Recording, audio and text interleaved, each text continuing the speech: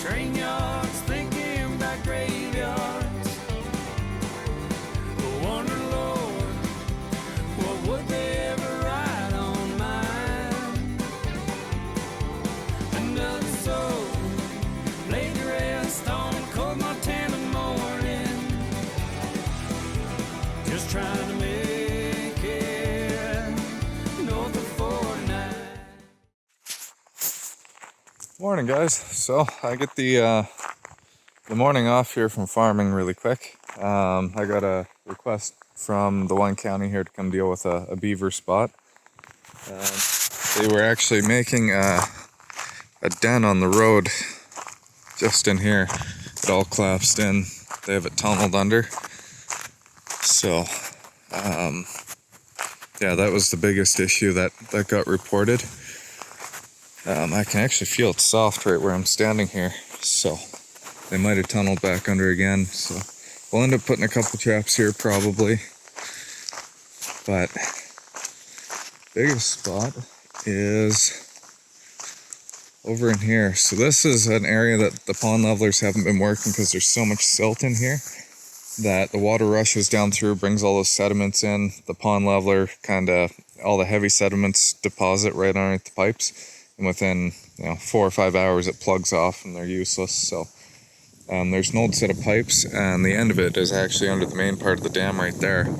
So not working as usual, but this is one of those spots that pond leveler pipes never do work. But this dam is new. We've never had a dam here before. There's an end of a culvert just down in here, and then, like I said, there's another culvert here with the pond leveler pipes in it. So just quick looking at it, what do I think? Obviously, we got a crossover here. We're going to set both top and bottom with body grips. The water's not deep enough for a foothold on the other side, or else I would consider doing that. We've got a cutting trail going up over there, and this water is deep enough on this side, so I might put a foothold over there with a drowner rod going down. And then I could also just open a trickle in that little dam over there. So we're going to set a whole pile of traps in here. Might as well. I also see, I know DNR trapping. In some of his videos, he'll put a stand with 2 body grips on it in a space like that. That looks absolutely perfect for a set like he uses, where he stacks his 330s on top of each other. So might consider doing one of those there. I don't have any stands, but I might be able to rig something up with some trees here, see what I can figure out. Be pretty cool just to set a whole variety of traps here and see. So we're out of that summer phase where they're kind of lethargic and not really doing much. We're into our fall phase where they're starting to cut and dam and preserve as much water as they can, get their feed piles built up. So we're into the easy trapping. This is kind of the gravy season to really pull beavers in. Unfortunately, the hides aren't any good this time of year, but it's still too early. But yeah, as far as trapping goes, couldn't get much easier than this. This is a beautiful location. So we've got everything you can think of. We're gonna set it up and I'll show you what it looks like.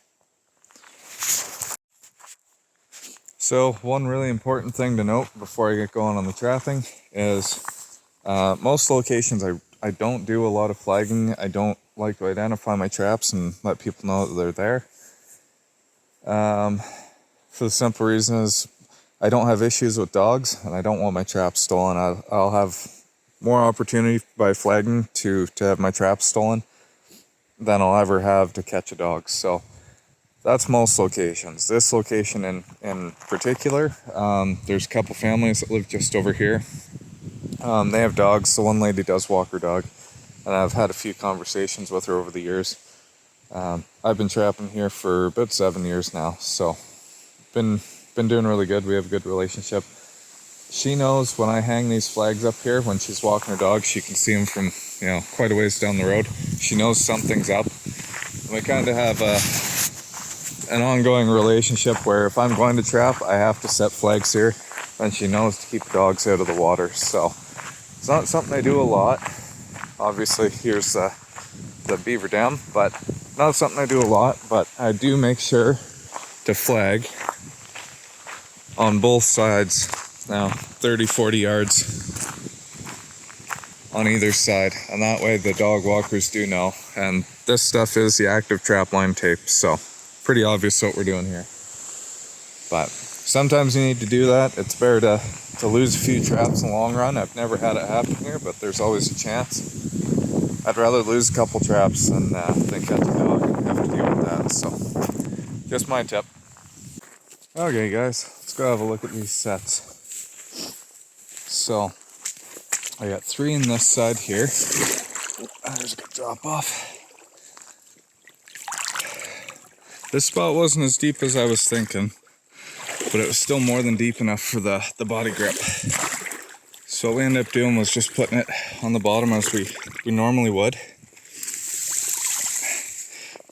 And I put 1 stick on either side. So there's 1 stick here, 1 stick jabbed in on an angle over there because it's kind of undercut. So the trap is right there. It's only about 4 inches under the water. Now to make them dive, I'm just gonna take this spruce. And the reason why I'm using a spruce is they don't really eat spruce at all. They don't really want spruce at all. So with the top blocked off, they're gonna dive under the deepest spot. That nice hard gravel is on this side. It's a little bit deeper, it's shallower here, it's kind of muddy. I did stick some sticks in just to fence it, but they're gonna wanna dig or go through here where they normally have been. And they're cutting up in a few of these spots for trees. There's some poplar back there they can get to. So next cutting trail is this one. And I didn't do anything different on it. I didn't change anything. I left it exactly as they are. The only thing I did was put 2 little sticks in either side, put my trap there. Now on this one, I've got my triggers teed off on bottom and they're just above the water level. The idea is I want him to have all this room to put his head up in there and go through the trap. I don't want him to have anything sitting in his face with the 2 triggers pointed up or that sort of thing, or coming down from the top. If you're going for fur as well, having the trigger on bottom is really helpful. It'll hopefully cause less damage to your hide. Where the dog and the trigger usually sit, sometimes it'll cause some damage wherever that stuff is on the hide. So if you can keep that on the belly, it's right where you're going to split when you open your hide up, you're going to have less damage to that hide. Now one thing you can do to make this set even better is take a poplar sapling, just shove it in there like that. They're going to be swimming by, they're going to see these leaves, go, what the heck, there's a poplar. They're going to see it, they're going to go, how'd I miss that? They're going to want to go get that. So instead of using caster or any sort of lure, bait, that sort of thing, you can use saplings this time of year. In the fall, that's what they're going after anyway. That's what these cutting trails are for. So that's a helpful little tip. I learned that one from a YouTube channel. I believe it's What I Do or How I Do It. And awesome channel. Give him some love as well, because he's got some incredible content up there, especially with wolf foot holding and some beaver trapping stuff. So the next set, as long as I don't fall into deep water here, I have over here. Oh, this might be a deep spot. Ooh, not as bad as I thought. Okay. Next one is a hole in the dam. So I didn't put much of a hole in here. And you can see, got triggers on top on this one, because when he's pushing mud, I want all that mud to go underneath the trigger. I don't want it to fire the very first time he comes and pushes mud up in there. But we'll get some of this crap out of the way. So, just clear some of that out. The biggest problem you're going to run into with trapping this time of year is all the leaves piling up. You don't have algae to worry about anymore, it's the leaves and that sort of thing. So, with this hole in the dam, what I did was I took a long stick and I actually stabbed it down into the dam and then swirled it around and opened it up. And now I've got a hole there and you can hear it. That's nice and loud. The beavers can hear that from a long ways away. And the reason why I did that is to draw the beavers in from a distance. I don't want to drain the water in here because those traps over there are kind of water level sensitive, so I'm trying not to knock the water down here at all. I'm trying to use least amount of water to make the most amount of sound. That's the best way to do it, is just ream a hole out behind it. Put your trap in front, and that's your hole in the dam. Now, for tying off, I've been using just trees on shore, that sort of thing. There's these birches right here. Great trees, but at some point the beavers are going to cut these down.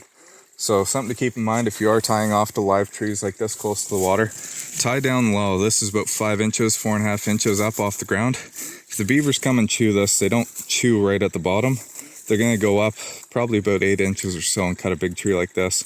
Smaller saplings, they'll go 3-4 inches off the ground. So tie as low as you possibly can. And that's gonna avoid your trap getting stolen or go missing or getting buried, that sort of thing. So you don't want to lose that anchor point. We're going across the road here. Oh, there's another den right where I just stepped. It's not a great one. It feels like it's falling in, but okay. So we got a couple here we'll look at, but I'll take you over to this one first.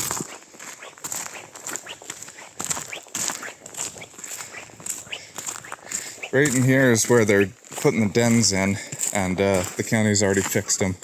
So that one they completely collapsed in and filled. This one here, the beavers had dug out. So I put my waders on, and I kicked around, and it's, I don't know, 1.5 feet, 2 feet deep over here, and same over there, but it's about 4 feet deep here. So I took the cable, and just like on our winter beaver trapping, you can see there's one side, there's the other. So I just have it going from one spring eyelet, twist it around here 2 or 3 times, down there to the other spring eyelet, and it's hanging level. And I just have it hanging maybe 1/2 inch off the bottom. That way it's got a little bit of bounce to it, and you can kind of see the cable doesn't go slack when I let it go. It's still got a little bit of tension on it. So that's how you know it's still sitting vertical in the den. If it's a really big den, you can take sticks and block it off on either side. But didn't need to on there.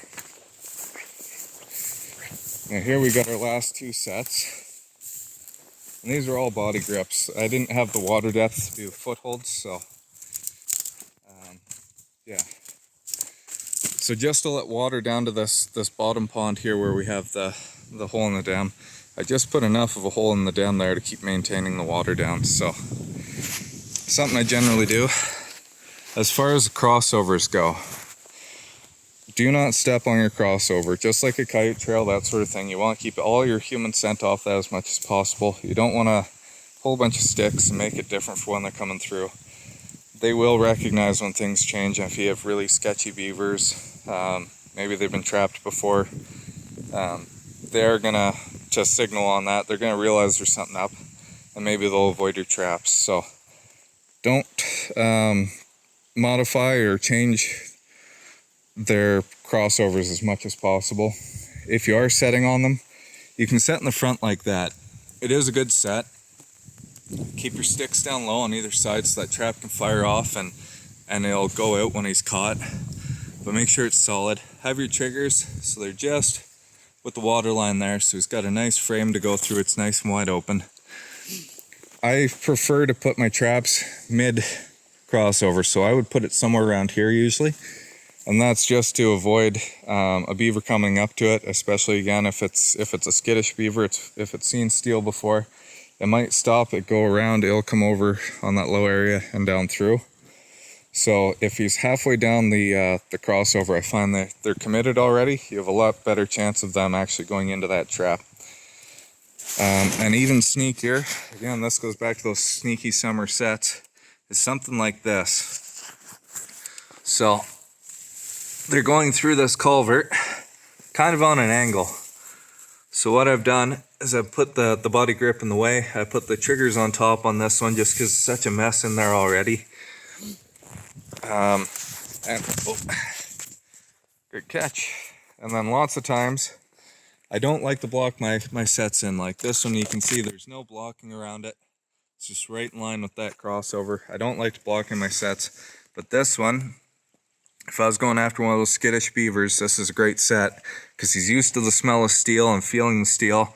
But there was a big hole here that he could come up and around the trap. So I just put enough blocking in there that it doesn't really change the look of it, but he's not going to come through there. He's going to go around and down through the most open spot, the easiest spot to get through. So this is way overkill for this location. There's probably only 2 beavers here. I've been wrong on pretty much every other video. I've said how many beavers were going to be at a location, but this is fresh. They just built this year. I kill the beavers here every single year. So I'm guessing there's maybe 1 or 2. If I'm wrong, then they've had pups, and maybe we'll get some kits out of here as well, but there's only going to be 2 adults. So I'm going to check this tomorrow morning, see what happens. And yeah, hope you guys enjoyed. Catch you in the next one. Okay guys, so it's next morning. We're going to take a quick look here.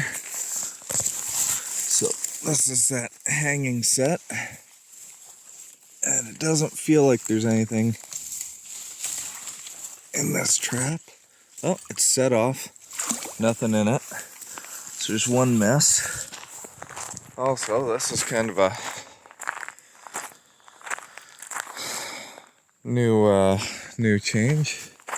Okay, so I set that one body grip off. You can see they've been up here last night. This is fresh. There was a caster mount here yesterday, but it looks like they're using it like a crossover, maybe a cutting trail to get across the road. So that'd be a good spot for a body grip if you weren't afraid of dogs. Now I see our trap is missing there, so we'd likely have a beaver in that one. And right down here in our blind set, we ended up with another one by the looks of it. Coming across here, I can see that body grip is set off and just laying there.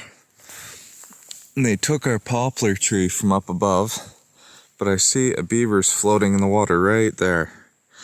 And that's from our blind set over there. I can't quite see that one on that side, so let's throw some waders on and see what we got. Okay, so let's see what we got over here. Oh, I got the cable. It's not a good sign if it's going right back there. So that's a set off trap. So we must have one smart beaver in here, or hopefully had one smart beaver, but check the other ones across the road really quick.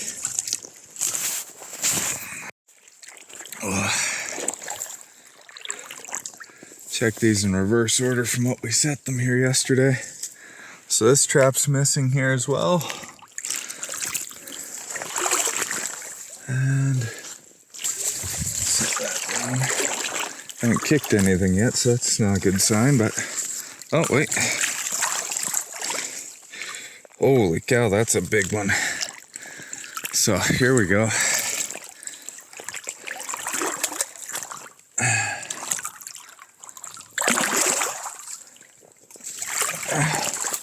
It's number 2.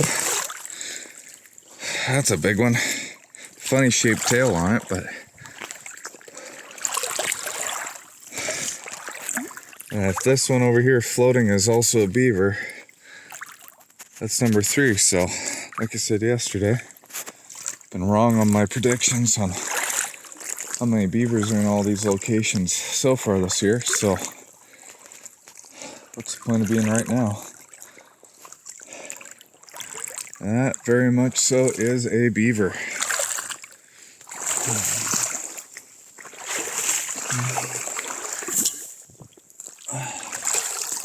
There's number 3, another big one. Holy.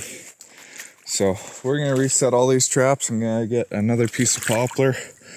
As you can see, this is where our poplar tree was sticking out. They took it, set the trap off. So we got 3 adults out of here. We'll reset all these traps again, and hopefully have them cleaned out by tomorrow. But yeah, if you guys are enjoying it, like, share, follow, subscribe, and I'll keep bringing you along. Thanks for watching. So yeah, here we go. We got our 3 beavers. These 2 are, well, that's an old beaver there. That's a big tail. But we got this guy with that weird shaped tail. It's a decent size. And then this one here would be a little 3-year-old, a little bit smaller. And yeah, fur is still really thin on those hindquarters. Nice otherwise. There's no underfur at all on the back, just completely flat hides. So still way too early to skin, but this is the first week of September. So oh, here we go. That's the one that's been setting the traps off right there. So that's a beaver that's been educated. It's found a chunk of steel been caught before. So hopefully tonight, now my traps are just set off and laying there. We'll get the last beaver out of here, and yeah, it'll be good. Like, share, follow, subscribe. Thanks, guys. Yeah, we're just trying to make it, and we're north of 4 now.